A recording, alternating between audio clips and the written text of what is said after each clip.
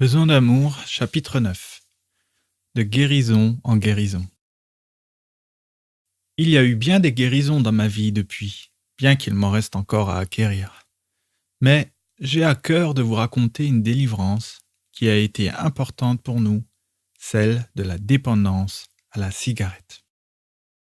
Avant, sans notre Seigneur, nous avons bien essayé d'arrêter.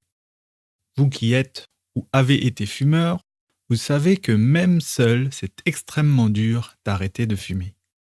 Le faire à deux, en même temps, a été chaque fois une catastrophe.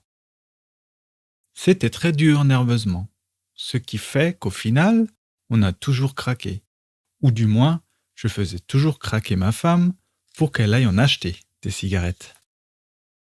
C'était assez facile, je dois dire, et en plus, cela me permettait de l'accuser, elle. Tu vois, c'est toi qui as craqué. À cette époque, nous sommes allés passer un week-end en amoureux. Superbe programme.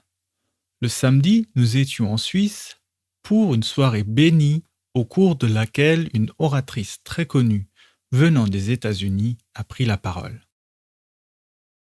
La louange était animée par un groupe venant d'Amérique, très connu aussi. Incroyable la file d'attente pour rentrer dans cette salle. Je n'ai jamais vu cela.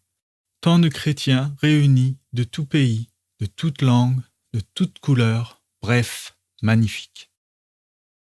Je peux vous dire une chose, lorsque plus de 9000 chrétiens louent Dieu en même temps, tu sens sa présence concrètement traverser ton corps.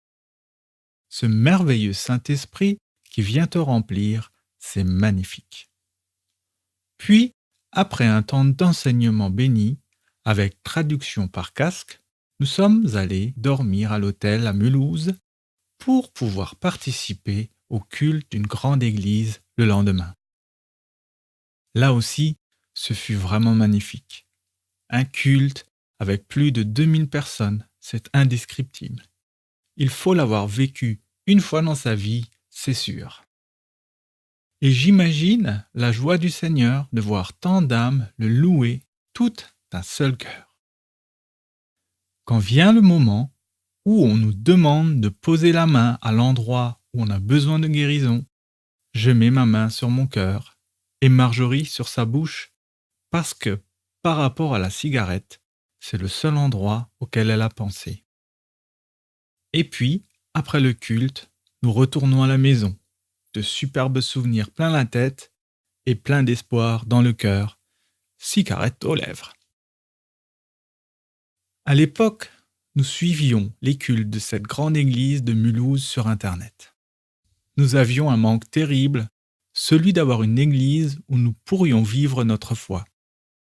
Et puis, un dimanche, lors de ce culte sur Internet, j'ai eu une révélation. Une chose me trottait dans la tête, me faire baptiser. Alors, j'ai téléphoné à cette église pour prendre un rendez-vous. J'ai donc discuté avec le pasteur des différentes dates possibles, préparation, cérémonie, puis il me demanda « Êtes-vous dans une église ?» Car nous ne voulons pas détourner des personnes de leur pasteur. Je lui ai répondu que non, mais que c'était notre désir le plus cher d'en trouver une qui nous convienne. Nous avons terminé cette discussion par une prière afin que Dieu nous aide à trouver près de chez nous cette église dans laquelle nous pourrions nous faire baptiser. Après tout, cette église-là était à 2 heures de route de notre domicile, un peu loin pour y aller tous les dimanches. Alors, j'ai bien cherché sur Internet. Nous avons trouvé des églises qui étaient près de chez nous, mais pour différentes raisons, aucune qui nous intéressait vraiment. L'une d'elles organise même ses cultes dans un hôtel, alors tu parles, pour moi c'était une secte. Je ne suis même pas allé voir. Puis, un jour, un évangéliste dont j'avais trouvé le site par hasard, le croyez-vous vraiment, met une pub sur son blog. Et savez-vous où il devait prêcher ? Dans cette église qui se réunissait dans une salle d'hôtel au 4e étage sans ascenseur. Du coup, on s'est dit avant que cet évangéliste ne vienne, on va voir ce qui s'y passe dans cet hôtel. Et nous y sommes allés. Et vous savez quoi? Waouh, Dieu était là. Oui, le Saint-Esprit nous a remplis et par là même, nous a fait comprendre que c'est là qu'il nous voulait. Nous étions ce jour-là une quinzaine de personnes, mais sa présence était si forte. Depuis cette période, nous faisons partie de cette église. Nous nous y sentons bien avec beaucoup de personnes que nous aimons énormément et nous y avons été baptisés. Mais cela s'est fait bien plus tard.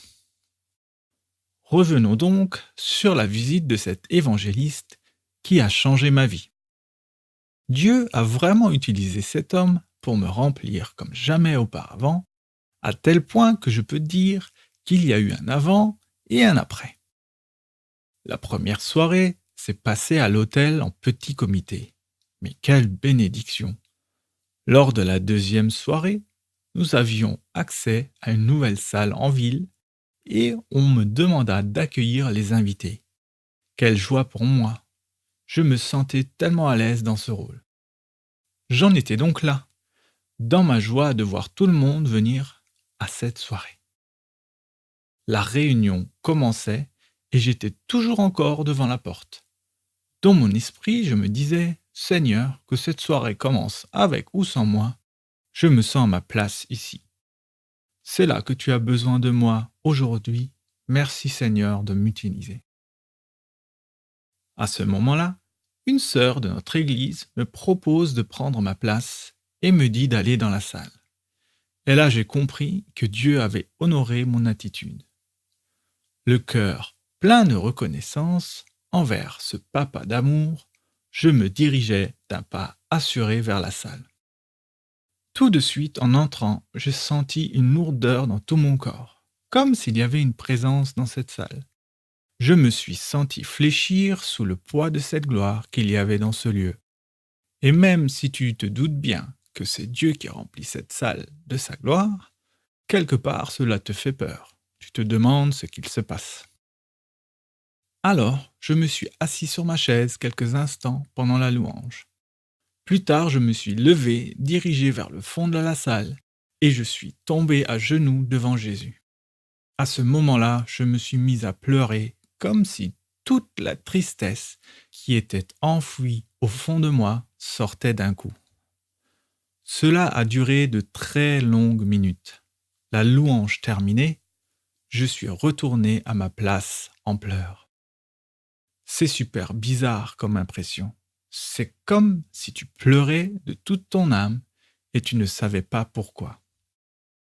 Plusieurs fois, je me suis dit que je n'arriverais jamais à m'arrêter de pleurer. Je pleurais. Le Saint-Esprit travaillait en moi, me libérait de cette tristesse enfouie au plus profond de moi. Je ne fus plus le même après cette soirée. Une espérance nouvelle naquit en moi. Je me sentis libéré, plus léger, revigoré. Dieu est vivant. Depuis ce jour, nous sommes restés fidèles à cette église. Pourtant, au départ, faut bien le dire, je l'avais prise pour une secte. Étiquette qui nous colle encore à la peau parfois quand certaines personnes parlent de nous. Que Dieu les bénisse et leur montre la vérité. Une semaine après notre visite à cette église de Mulhouse, où ma femme avait demandé la guérison de la cigarette, en rentrant du boulot, j'ai fumé la dernière qu'il y avait dans mon paquet. Celle-ci terminée, j'ai crié à mon Dieu, et quand je dis crier, j'ai tout donné. Dieu, je t'en prie, libère ma femme de la cigarette. Eh bien oui, vous vous rappelez ce que je vous ai dit, c'est toujours ma femme qui craquait, qui allait acheter des cigarettes. Faut dire que je l'aidais bien aussi. Alors, si vraiment Dieu la libérait, je savais qu'on y arriverait. J'aurais eu trop de fierté pour aller en acheter moi-même. Rentré à la maison, je dis à Marjorie, « Tu sais, je crois qu'on devrait arrêter de fumer. » Elle a dit « Oui. » Depuis ce jour, gloire à Dieu, elle a été délivrée de la cigarette. Alléluia, Dieu est vivant. Et vous savez quoi? Moi, non. Mais j'étais si content que j'ai arrêté en même temps qu'elle. Ce fut dur, mais Dieu m'a vraiment aidé dans mon attitude par rapport au manque de tabac. Là même où nous nous disputions, ma femme et moi, quand par le passé nous avions essayé d'arrêter de fumer, là, nous avons passé cette période dans la joie. Merci Jésus. Avoir une relation avec Dieu, ressentir cet amour qui nous entoure, son soutien dans la détresse, c'est magnifique. La Bible nous dit que Christ est tout en tous. Colossiens 3, verset 11 dit « Il n'y a ni grec, ni juif, ni circoncis, ni barbare, ni scythe, ni esclave, ni libre, mais Christ est tout en tous. » Oui, vous avez bien lu. Il n'y a rien que Dieu nous ait donné en Jésus. Il nous suffit de l'accepter par la foi. Hébreux 11, verset 1 dit « Or, la foi est une ferme assurance des choses qu'on espère, une démonstration de celles que l'on ne voit pas. » Romains 10, verset 17 dit « Ainsi la foi vient de ce qu'on entend, et ce qu'on entend vient de la parole de Dieu. » Après quelque temps dans cette église, je vous rappelle tout de même que notre premier but était d'être baptisés, à un moment où nous ne pensions plus vraiment au baptême, notre pasteur, lors d'un culte, a fait une annonce qui a réjoui mon cœur. Une cérémonie de baptême va être organisée prochainement. Alléluia. Ce jour de baptême fut magnifique. Un groupe que je connais avait accepté de venir faire la louange.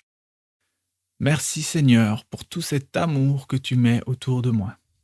Tout cet amour que j'ai tant cherché, oui tant cherché que j'ai fini par ne pas être digne de celui que ma femme m'offrait. Tout cet amour que tu me donnes par grâce, car tu m'aimes. Merci, Papa d'amour. En parlant d'amour, je vais en profiter pour dire quelques mots sur le chemin que j'emprunte avec ma femme depuis que j'ai accueilli Jésus dans mon cœur. En fait, c'est simple. J'ai soif de comprendre qui elle est pour que notre relation se fortifie. Lorsque je pense à mon couple aujourd'hui, il y a une parole de la Bible qui me revient. Ecclésiaste 4, verset 12. « Et la corde à 3 fils ne se rompt pas facilement. » Oui, je peux le dire sans aucune honte. Si notre couple est de plus en plus solide aujourd'hui, c'est parce que Jésus est là, au milieu, ce 3e fil qui nous rend forts, qui nous aide lorsqu'on a des différends à discuter, pardonner, à s'aimer. J'en profite pour remercier le Seigneur de nous avoir fait connaître un ministère composé d'un couple pastoral par lequel nous avons beaucoup appris sur le couple. En lisant leurs livres, en ayant le bonheur de participer à une de leurs conférences, j'ai compris énormément de choses sur le couple, ce qui m'a fait grandir dans ma relation avec ma femme. Et je peux vous assurer sans crainte de me tromper que autant ma femme que moi, nous avons laissé bien des choses derrière nous depuis que nous cheminons avec Jésus, choses sans lesquelles nous nous sentons tellement mieux. En résumé, notre couple aujourd'hui avec Jésus, c'est comme du bon vin. Plus le temps passe, meilleur il est. Je t'aime, Seigneur.